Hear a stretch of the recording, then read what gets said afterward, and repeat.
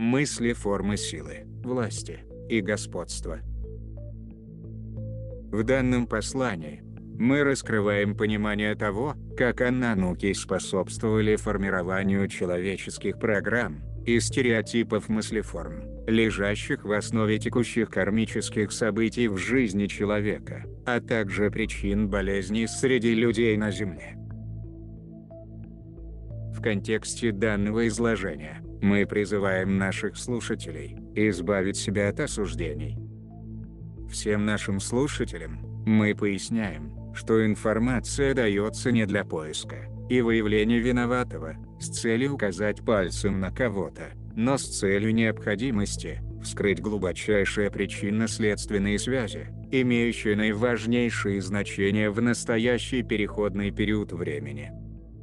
Мы помогаем стремящимся к вознесению людям полнее раскрыть в себе картину всей человеческой родословной, кармическую первопричину, с целью ее осознания, полного понимания, принятия, преодоления и полной трансформации. Мы вскрываем те мысли-формы, которые несут в себе коды разрушений, причинения вреда, для выведения их из сферы бессознательного, для их полного осознания. Мыслеформы вызывают к жизни тот или иной опыт. Когда преодолевается мыслеформа, соответственно, изменяется переживаемый опыт. Именно мыслеформа вызывает опыт, или по-другому, создает ситуации в ваших жизненных реалиях. История человеческого вида – это история конкретной группы, называемой Анануками, так как они, обладая всей властью, будучи воплощенными в гуманоидной форме, поставили себя превыше всего живого на Земле и создали расу подчиненных себе рабов, чтобы править и манипулировать ими. Состоящие в родстве с Анануками часто высокомерно считают себя исключительными, высокопоставленными особами, а остальных – подчиненными, и, полагая так, обычно высоко поднимаются в жизни, властвуя над другими. Архетип Мердук, Гадес, Аид, Плутон, бог подземного царства. Голограмма Гадеса, Танатоса и бога, богини энергии. Сердечная коммуникация. Я хочу власти и силы, или я бессилен. Стереотипы, власть, господство, доминирование, преобладание, грубая сила, насилие, давление, подавление, жестокость, грубость, садизм, каннибализм, истязание, пытка, нанесение увечий, мазохизм. Эта мыслеформа побуждает человека к стремлению к власти, господству, превосходству, преобладанию, доминированию, через применение грубой силы для разделения, расчленения, разрушения другого. Эта мыслеформа побуждает человека разрушать, расчленять на части другое живое существо, калеча, или истязая форму, с причинением сильной боли и страданий, с целью эксперимента над его телом, или энергетическим полем, а также для того, чтобы получить его силу и удовольствие от этого процесса. Мердук был крупным плеядианским ученым, успешно проводившим биологические эксперименты. Часто придавалось мало, или вовсе никакого значения тому, что эксперимент причинял живому существу боль и страдания.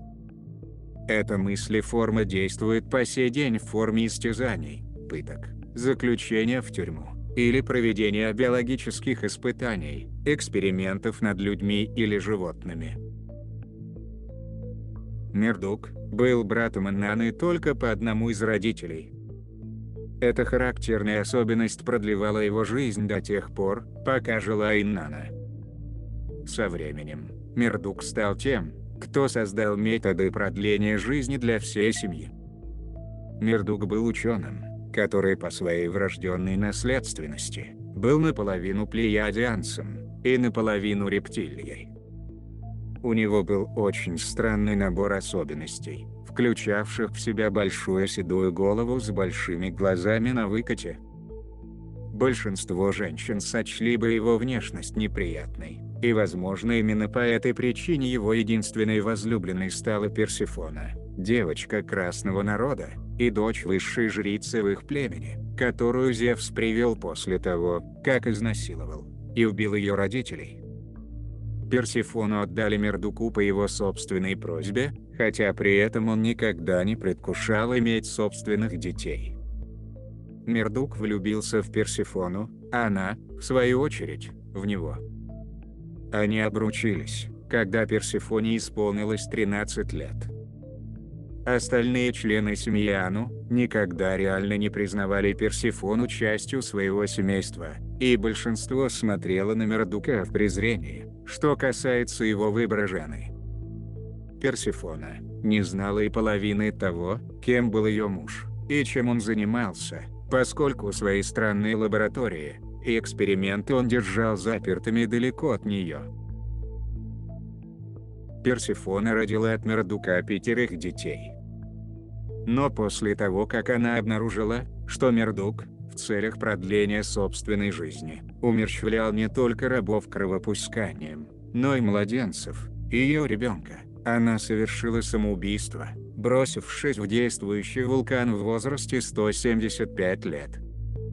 После смерти Персефоны, Мердук буквально сходил с ума, и происходило это как раз незадолго до начала войны с Инанной. Мердук обвинил Инанну за то, что она выболтала Персефоне о том месте, где изымалась кровь, с помощью которой они продлевали свои жизни. Персефона вошла в большую комнату, где множество людей красного народа, и ее собственный пропавший ребенок, были прикованы цепями к столбам. Кровь стекала в стеклянные контейнеры с щиколоток, запястий и шеи. Увиденное оказалось больше того, что могла бы вынести Персефона, и, находясь в больших душевных муках, она совершила самоубийство. Мердук был самым странным из всех выраженных характеров Ану. Он наслаждался экспериментами самого болезненного рода. Мердук был вовлечен не только в первоначальную инкубацию рабов, но также экспериментировал со смешиванием человеческого ДНК с ДНК животных и водных видов, создавая русалок и кентавров наряду с формой жизни получеловека и полульва. Такие формы жизни демонстрировали на живой выставке в местах отдыха и сексуальных развлечений, пока эта территория не исчезла под водами океана из-за краха ледяных щитов. После разрушения ледяных щитов, Мердук лишился своей первоначальной лаборатории. Он оказался единственным членом семейства Ану, который отказался жить на горе Олимп. Вместо этого, он удалился во внутреннюю землю, в расщелину, уходившую к недрам земли. Он входил и выходил через пещеру. Отсюда и возникла его роль, как бога подземного царства, Аид. Большинство его экспериментов оставались скрытыми от других Ану, несмотря на то, что он делал необходимые эликсиры для каждого, чтобы продлевать им жизни. Зачастую Ану даже не знали, что точно они ели, или пили, или почему жертвенные ритуалы с рабами были так необходимы для продления их жизней. Но, тем не менее, они четко следовали за Мердуком, поскольку его методы работали и давали желательный результат, они не старели и не умирали. Мердук прожил дольше любого другого Ану. Его возраст составлял 19 тысяч лет, когда он совершил самоубийство, взорвав свой корабль о поверхность Марса. Мердук пошел против Инанны, воспринимая ее как врага всех времен и народов, а также как стоящую в причине самоубийства Персефоны. Война, начавшаяся как игра, со временем становилась все более разрушающей для их энергетических полей, поскольку происходило не только на поле боя вокруг солдат-рабов, но также была и психической войной, чтобы увидеть, кто останется контролировать Землю. В конечном счете, оба потерпели неудачу вследствие ядерного апокалипсиса, После чего Иннана уже не могла продолжать жить на Земле, а Мердук совершил самоубийство. Так же как у Инанны, у Мердука имеется несколько первичных стереотипов, возникших вследствие очень длинной прожитой им жизни. Большинство людей с двумя цепочками ДНК не проявляют больше, чем один из всех его стереотипов. Любовь между представителями этого первичного характера может быть немного причудливой, взаимообусловленной или иметь большую разницу в возрасте, а также культурные различия. Гитлер – недавний исторический пример первичного характера Мердука. Эксперименты немецких врачей над людьми во время Второй мировой войны – пример данной мыслеформы, проявленный в недавнее время. Это пример того, как научные эксперименты немецких врачей имели своей целью полного уничтожения части населения Земли, а далее и всего человечества. Во время Второй мировой войны появился новый тип лагерей – лагеря смерти, или фабрики смерти. Это было соединение системы тюрем, биологических лабораторий, с мясорубкой массовых убийств. Целью деятельности таких лагерей было уничтожение людей. Такие лагеря были созданы на территории Восточной Европы, в основном в оккупированной нацистами Польше. В концентрационные лагеря заключались лишь те люди, которых временно оставляли в живых, для рабского, трудового использования. В конце 1944 года происходило перемещение узников концлагерей с оккупированных территорий в лагеря внутри самой Германии. Сначала заключенных вывозили поездами, затем транспортировали пешком. Во время этих перемещений многие узники погибали от голода, холода, болезней, истощения сил, насилия и изнасилования охраны. Из-за массовой гибели заключенных во время пеших переходов появилось название «маршей смерти». Заключенные принуждались к участию в биологических экспериментах нацистов. Как правило, эксперименты приводили к смерти, увечью или потере дееспособности. В концентрационных лагерях и лагерях смерти отобранные заключенные подвергались различным биологическим опытам и экспериментам, которые были разработаны для того, чтобы помочь немецким военнослужащим в боевых ситуациях, разработать новые оружия и методики лечения немецких солдат, получивших ранения. Также эти эксперименты проводились для продвижения расовой теории. Нацистские концентрационные лагеря представляли собой фабрики смерти, где дети использовались как доноры крови для немецких солдат.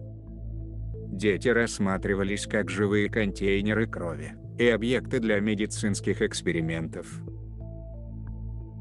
Генетические опыты велись над детьми в концентрационном лагере Освенцим, гормональные опыты над мужчинами и женщинами, заключенными в лагере Бухенвальд. В Дахау и Аушвице велись эксперименты с гипотермией, в ходе которых людей помещали в резервуар, наполненный холодной водой со льдом, или голыми несколько часов держали на улице, при очень низкой температуре.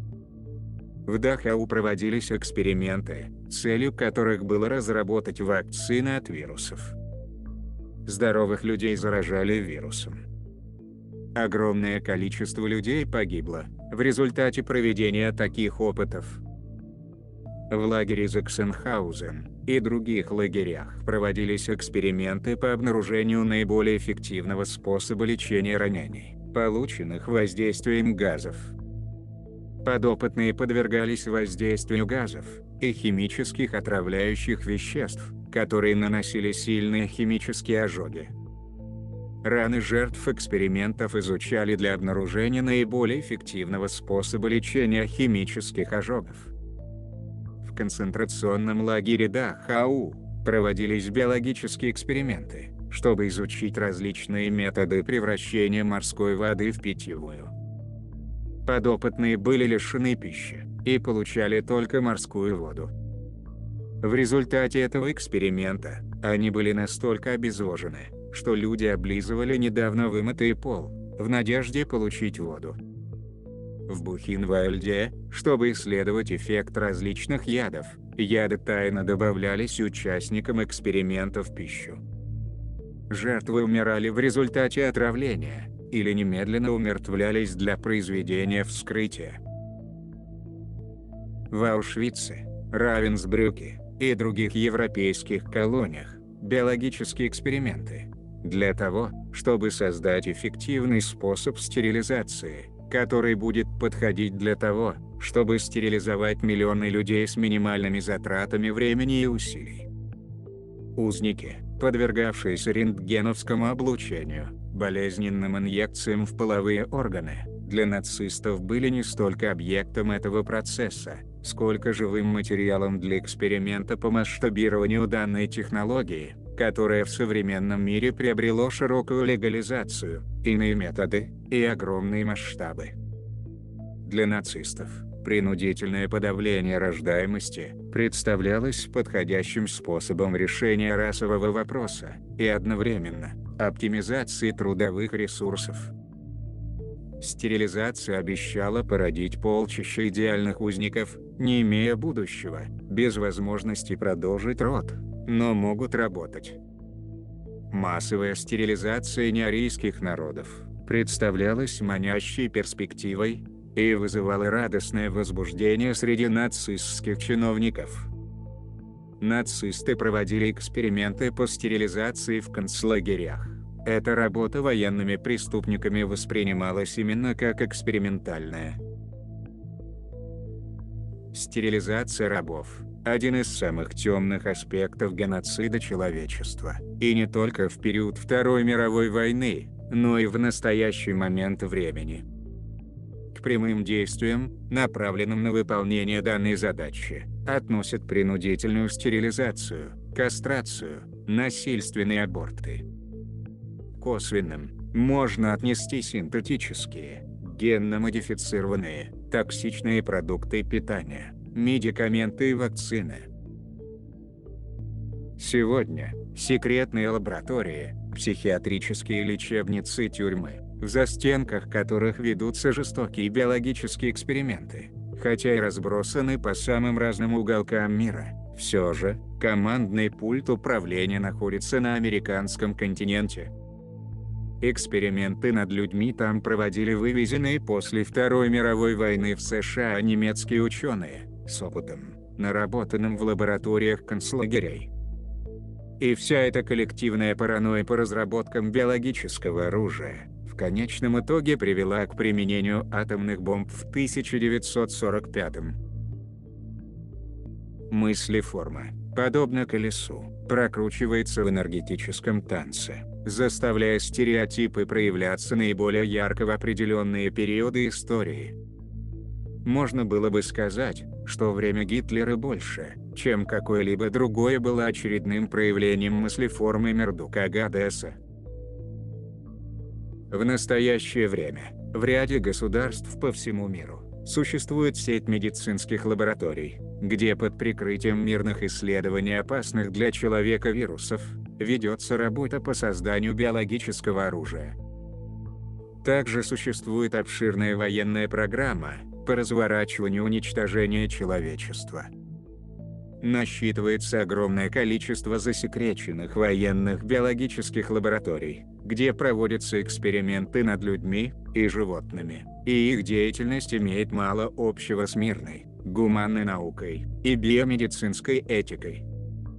Также, под прикрытием борьбы с терроризмом, в рамках секретных биологических программ, миллионы людей были помещены в секретные тюрьмы для различного рода биологических экспериментов. В соответствии с этими программами, значится целый спектр воздействий на человеческий разум, например, такие как возможность усилить или ослабить восприятие и мышление человека, лишить его памяти в нужный отрезок времени, оставить без возможности видеть, говорить, или возможности двигаться, или сопротивляться, или наоборот, усилить способность сопротивляться пыткам, и запугиванию, менять структуру человеческой личности, ослабляя волю человека, подчиняя его и делая зависимым. В попытках добиться контроля над разумом, эти экспериментаторы используют изощренные методы пыток: гипноз, электрошок, депривацию, различные виды пыток и психологического давления, а также самые разные наркотики, яды и химикаты, воздействующие на психику и физическое тело человека. Такое воздействие вызывает агрессию в человеке, либо полное его подавление, разрушение, саморазрушение. Агрессия может быть направлена как наружу, так и внутрь. Это выражается в суициде, в самоповреждениях, а также в скрытых формах агрессии, депрессии, болезнях, алкоголизме, наркомании, курении. Насильственное принуждение к изоляции приводит к подавлению воли и сознания человека, отсутствие связи с внешним миром, пытки, унижение, истязание и издевательства приводит к разбалансировке психики человека. В секретных лабораториях и тюрьмах это используется для допроса, пыток и так называемого промывания мозгов, а также для расширения сознания или расслабления с целью извлечь информацию. Проще говоря, все это о том, как занятия исследованиями могут выйти за грань, за которой польза от научной работы может обратиться во вред всему человечеству. Мердук не только проводил массовые научные эксперименты над людьми и животными, но и несет ответственность за уничтожение рабов, когда их стало слишком много. Мердук хотел управлять миром и покорить силой остальных членов своей семьи. Это же зеркально отразилось в фигуре Гитлера. Аушвиц, Освенцим, Бухенвальд, Собибор и другие концлагеря – пример этой истории, повторившейся в соответствующем цикле. И если нацизм фашистской Германии и Аушвиц стал предметом напряженного осмысления для многих поколений людей, то современный, широкомасштабный, всемирный ГУЛАГ, широкое распространение тюремных и лабораторных сетей, и систем исправительных колоний, где и по сей день процветает жестокость, насилие, издевательство, пытки. Это факт современной истории, который еще предстоит осмыслить всему человечеству. Сегодня мысль и форма насилия в человеческом обществе процветает повсюду. На работе, в рабочем коллективе, в семье, детских домах, в образовательных, медицинских и исправительных учреждениях. Насилие и жестокое обращение с животными. Насилие женщин, насилие между мужчинами. Насилие над детьми. Детские учреждения порой являются учреждениями садизма, и особенно детский дом, где под присмотром взрослых воспитателей, в кавычках, находятся дети, которые не могут жить в своих семьях и лишены любви. Насилие по отношению к ребенку в семьях, школах и детских домах применяется в качестве метода установления дисциплины. Физическое насилие, процветающая агрессия со стороны других сверстников, оскорбление, унижение со стороны взрослых людей, учителей, воспитателей. Избиение, истязание детей, связывание, запирание или оставление их без одежды в течение нескольких часов или дней. Это может быть также и сексуальное насилие со стороны взрослых людей или персонала. Насилие в отношении детей применяется также как способ исправления или наказания. Детей, по различным причинам, могут подвергнуть физическому наказанию, например, битью палкой, розгами или порки ремнем. В некоторых странах детей даже могут поместить в тюрьму или приговорить к смерти. Насилие в вашем обществе применяется также как способ лечения. Психиатрические клиники стали завуалированными тюрьмами, где применяются жестокие методы лечения. Пациенты в психиатрических клиниках подвергаются электрошоку и тяжелым транквилизаторам, после которых люди превращаются в живых мертвецов. За закрытыми дверями психиатрических больниц применяется как физическое, так и психологическое и сексуальное насилие. Людей, которых пропускают через мясорубку тюрем и психиатрических больниц, в вашем современном обществе обесценивают наличием статуса. Разве этого нет? Разве это не стало повсеместным? Или на это закрыты глаза? Дети растут в атмосфере давления, подавления, унижения, агрессии и насилия. Каким будет будущее человеческого общества, если оно не преодолеет мыслеформу насилия? Наука и научные эксперименты с применением людей и животных проистекают от недостатка внутреннего интуитивного знания, от отсутствия связи с душой, высшей душой и истоком. И если вы настраиваетесь на свой внутренний мир, на канал руководящей души, своего истока, то можете узнать все, что пожелаете, насколько это позволяет ваш интеллект и мыслеформа. Поэтому нет необходимости проводить эксперимент над другим, чтобы узнать и понять, надо лишь настроиться внутрь. А нануки настолько утратили себя, что для получения знаний настраивались только на то, что их окружает во внешнем мире. Хотя их знания продлили им жизнь до 8000 лет, а некоторым до 18 тысяч человеческих лет, следствием стало падение сознательной реальности, именуемой Землей. По аналогичному пути пошло и человечество. На вовлеченных в это душах и формах лежат тяжелейшие кармические последствия, освобождаться от которых, в результате, они будут эоны времени. Люди, представляющие собой данный первичный характер Мердука во власти, обладают высокомерием, манией величия, гордыней, самомнением, самонадеянностью, надменностью, пренебрежением, презрением. В настоящее время они достигают положения управляющего бизнесом, олигарха, должности главы корпорации или высокопоставленного правительственного чиновника. Люди, выражающие архетип Мердука ученого, более чем вероятно вовлечены в науку или теорию и практику медицинских научных систем.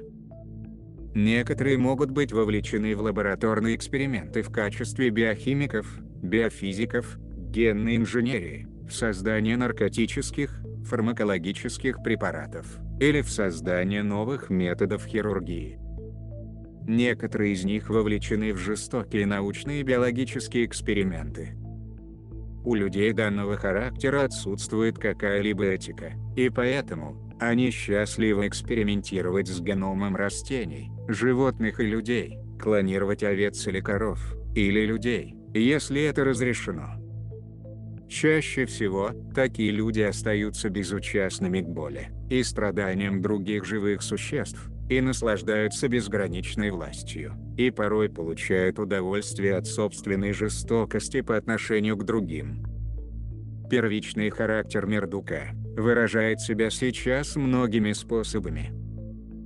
Те, кто участвует в жестоких пытках, или разрешает проводить таковые в тюрьмах, или психиатрических заведениях, лишь одна из форм выражения этого архетипа в настоящее время. Те, кто сейчас желает взрывать или усовершенствовать все виды оружия, и особенно ядерное оружие, еще один пример этого первичного характера, как правило, предпочитающего постоянно воевать, разрушать, побеждать, и готового уничтожить весь мир, чем быть побежденным. Агрессия, грубая сила, подавление, унижение, насилие – главный метод, который представители данного первичного характера используют для удержания своей власти. Господство и абсолютная власть – это одно и то же. Инструментами абсолютной власти являются насилие, убийство, пытки, истязание, унижение, уничтожение или разрушение подвластного. Разве не умерщвляли они на нуки рабов, если те не слушались? Не отправляли их в концентрационные лагеря, на рудники, обрекая на мучительную и короткую жизнь? Разве не использовали рабов для самоудовлетворения и секса? Все это является составной частью генетической памяти человеческого вида на Земле. Мысли, форма власти и господства создает иерархическую систему, в которой есть правящий класс, и должны быть те, кем управляют. Мысли формы власти и господства выражается в желании удерживать сферу влияния. Сферу влияния можно представить как желание контролировать или быть лидером. Такие мыслеформы могут проявляться в жизни человека в образе фантазии о том, что он популярен, знаменит, признан, богат, обладает властью, преклонением и восхищением окружающих людей. И даже если кто-то в текущей жизни выглядит незаметным, в параллельном плане он может быть знаменитым, поскольку таким образом в человеческом бытии проявляется полярность. Поэтому фантазии о славе и богатстве на самом деле являются настройкой на параллельную жизнь, проживаемую этим человеком одновременно с жизнью на физическом плане. На Земле стереотип преобладания проявляется в нескольких видах. Могущественный человек, скажем, некий лидер, обретает эту силу на основе контрактов души. Чем более могущественен индивид на физическом плане, тем больше силы он забирает у других и перекачивает ее в миры, с которыми заключен контракт на изъятие энергии, силы. В человеческой системе стереотипов баланс получения, отдачи энергии и силы может быть различным. Некоторые из вас отдают всю свою силу, другие забирают всю силу у других. Еще кто-то будет забирать силу при одних обстоятельствах и отдавать при других. Каждый из вас обнаружит, что ему принадлежит собственный уникальный стереотип потребления, связанный с поглощением и утратой энергии и силы. У некоторых, в этом отношении, может быть стереотип 50 на 50, означающий, что в 50% времени вы отдаете свой центр силы другим, а в 50% забираете его у других. Некоторые обнаружат, что в их форме этот стереотип представлен в другой пропорции. Мы обращаем на это ваше внимание с тем, чтобы каждый мог начать востребование своей силы у тех, кому ее отдал, и возвращать чужую силу другим людям и группам существ, удерживаемую вплоть до настоящего момента своей эволюции. Поступая таким образом, вы вернете себе утраченные части собственной души и отдадите энергию тем душам, которым она принадлежит. Начиная этот процесс, каждый из вас сможет осознать, кому в своей жизни вы отдали, либо у кого взяли силу. Когда ситуации утраты энергии и силы будут просмотрены, и все соглашения и договоры расторгнуты, произойдет заметное исцеление каждого из вас в том, что связано с силой. Вообще говоря, силу у других забирает наша мужская сторона, а женская отдает ее другим. Иногда подобные соглашения заключаются в обмен на что-либо. Примером может служить женщина, отдающая свою силу в обмен на защиту, дом и финансовую поддержку мужчине. В основе любого обмена силой лежит обмен или сделка, договор, который должен быть рассмотрен и высвобожден. Иногда души, склонные к удержанию сферы своего влияния и силы, или энергии другого человека, могут не захотеть ее вернуть. В таких случаях ситуацию рассмотрит кармический совет. Выразите намерение, чтобы во время сновидения выдвинуть ситуацию в аврору Земли, для рассмотрения ее кармическим советом. Непрекращающаяся коммуникация «я хочу власти и силы» заставляет ее носителя бессознательно отбирать энергию у других. Тогда как вещание сердечной коммуникации «я бессилен», с другой стороны, позволяет утрату и передачу собственной энергии кому-то другому, приводя со временем к состоянию жертвы и чувству беспомощности. Последнее вызывает у человека чувство нерешительности или порождает колебания между ощущением себя какое-то время пригодным и компетентным для определенной работы, и неподходящим или несведущим для работы в другие периоды. Сердечная коммуникация «я хочу власти и силы» в большинстве случаев наблюдается у людей, которые действительно стоят у власти или имеют должность руководителя. Сердечная коммуникация «я бессильный», как правило, приводит к людям, которые кажутся бессильными, однако представляют собой другую, невидимую или закулисную силу. Очень часто люди проявляют и ту, и другую полярность в различных обстоятельствах.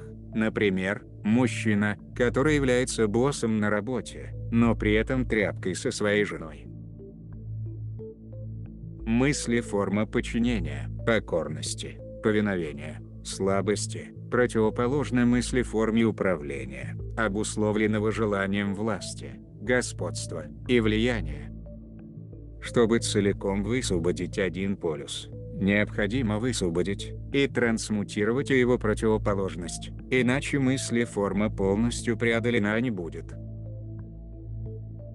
Подчинение, мысли форма, создающие направленный внутрь себя, весьма опасный опыт, опустошения, разрушения, расщепления и раскалывания вас другими. Вы всегда обнаружите в своем поле сознания обе точки противоположных мыслеформ, хотя на физическом плане может проявляться только один. Как только мыслеформа подчинения преодолена, вы не будете чувствовать себя опустошенным. Мыслеформа подчинения – это саморазрушение, которое заставляет вас разрушать себя самыми разнообразными способами.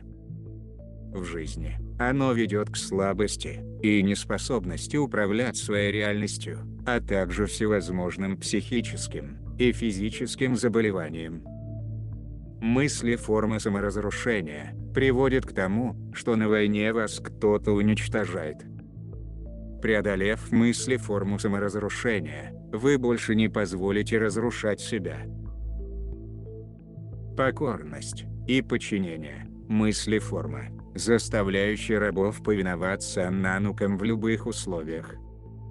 Она также создавала ситуацию, при которой рабы не могли бы объединиться и сбросить нануков. Поэтому в них и была заложена названная мыслеформа.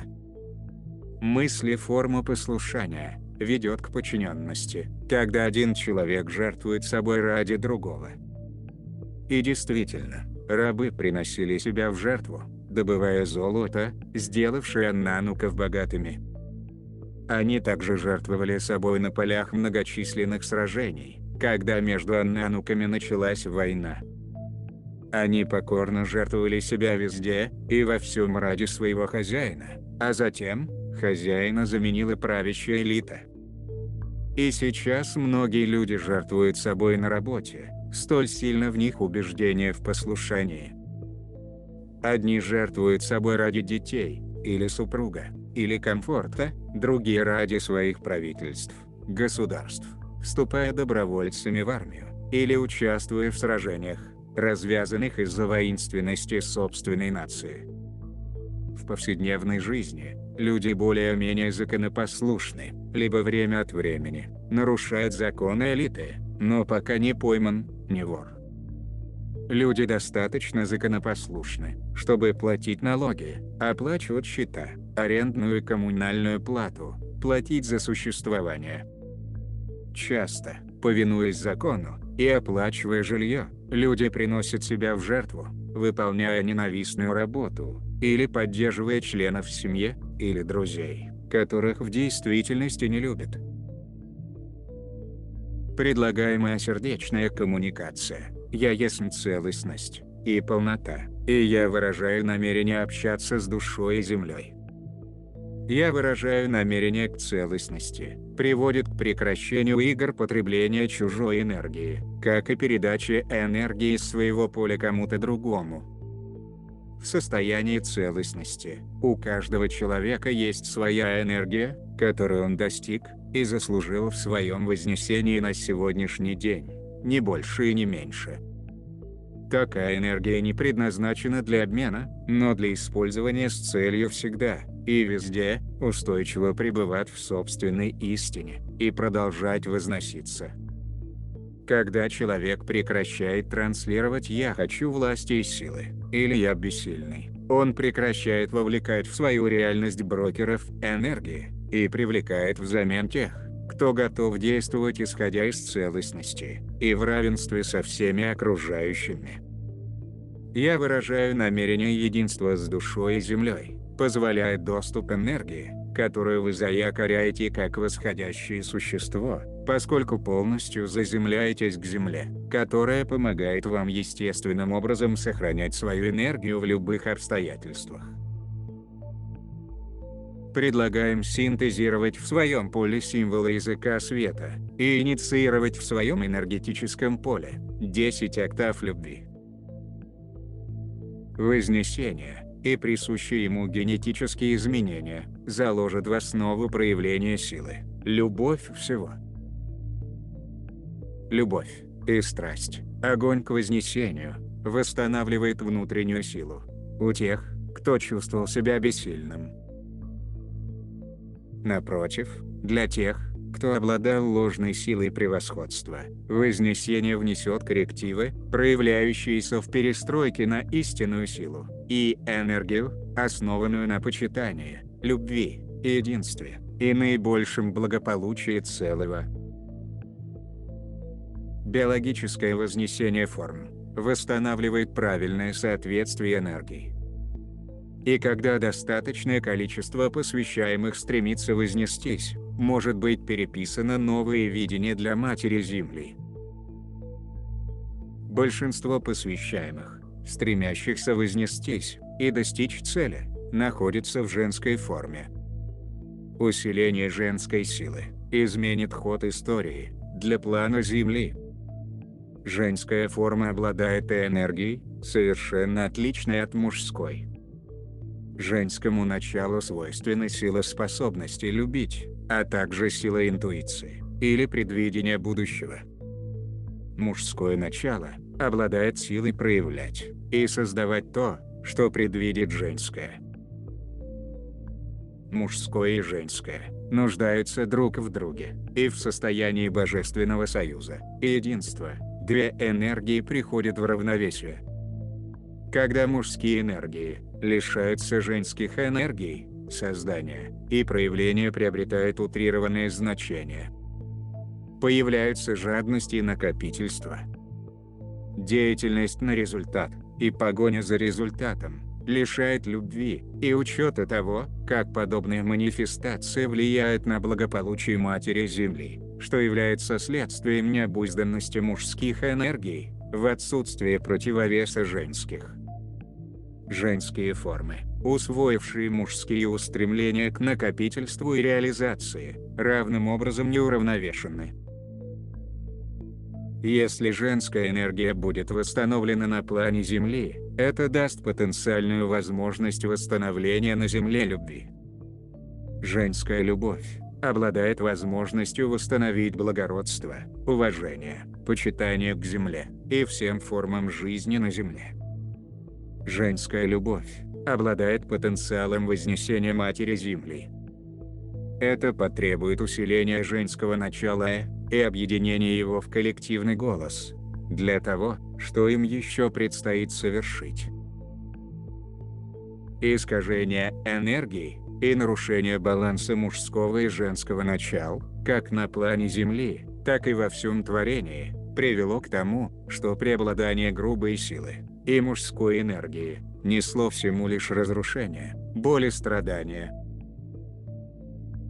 Природе человека свойственно верить, что он свободен от искажения и разрушения. Однако, если посмотреть на мир вокруг себя, то для человечества в целом это не является истиной. Если подобные стереотипы существуют в человечестве вообще, они есть и в каждом отдельно. Человеческое проявление, по природе, является голографическим. Человечество управляется живой голограммой, охватывающей все явления гуманоидной природы во всех измерениях вашего творения.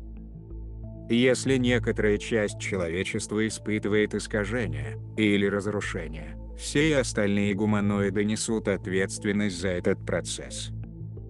Все является частью целого, и думать, что кто-то существует сам по себе, есть великая иллюзия, и, возможно, самая большая ложь из всего содеянного в трехмерной мысли-форме.